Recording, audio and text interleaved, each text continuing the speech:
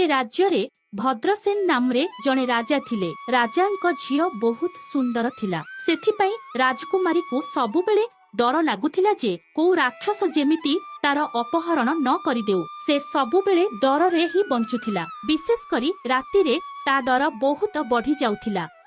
गोटे राति रे सतरे गोटे राक्षस राजमहल को चली आसिला। राजकुमारी रो कक्षरे जाई गोटे अंधार स्थान रे लुचि रहिला। सेतेबेले राजकुमारी आउ ता दासी कथा हेउथिले। राजकुमारी कहिला, से विकाल राक्षस मते बहुत विचलित करुछि, तुमे माने किछि करो। राजकुमारी रो एक कथा सुनी राक्षस भाबिला, सतरे विकाल नामरे आउ गोटे राक्षस अछि जहाकू राजकुमारी एते भय करुछि। जेमिति भी हेउ मोते जानिबा पई हेबो जे से राक्षस किए, से कोन मोठू अधिका शक्तिशाली।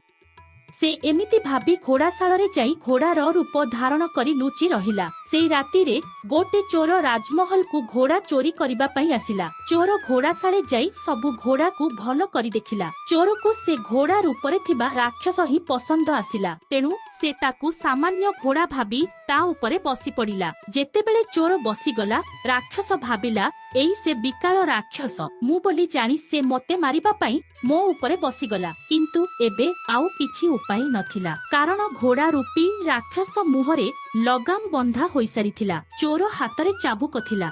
जेमिति गोटे चाबुक बाजिला, राक्षस दौड़िबाकू लागिला। किछि दूर गला परे चोर ताकू अटकाइबा पई चेष्टा कला, किंतु राक्षस अटकिला नाही। सेतेबेले चोर मनरे संदेह हेला।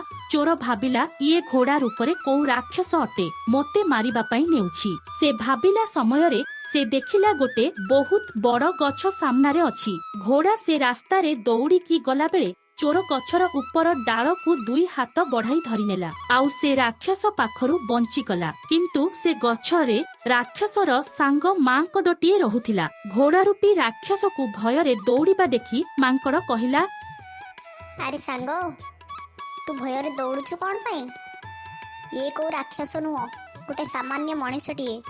तू जदि आकु खाइबू गोटे मिनिट रे हजम करि देबो। चोर को एक कथा सुनी बहुत राग आसिला। मांकड़ गछर ऊपर डाल रे बसिथिला, किंतु मांकड़र लांच गछर तळ डाल जाए लंबी चोरर मुह पाखरे थिला। चोर रागरे मांकड़र लांच को कामुड़ी देला। मांकड़ को कष्ट तो बहुत हेउथिला, तथापि राक्षस सांगर सामना रे चोरर शक्ति कम बोली देखैबा पई से चुप रहिला। किंतु कष्ट से मुह खोली न कहिले मध्य ता चेहरा रे स्पष्ट देखा जाउथिला। ता कष्ट देखि राक्षस कहिला, सांग, तुमे जेते लुचाइले कोन हेबो? तुम कष्ट तुम चेहरारू स्पष्ट जना पड़ुछि। तार माने हेला तुमे ए विकाल राक्षस पाखरे फसीगल। मु मरिबा पई चाहुनी।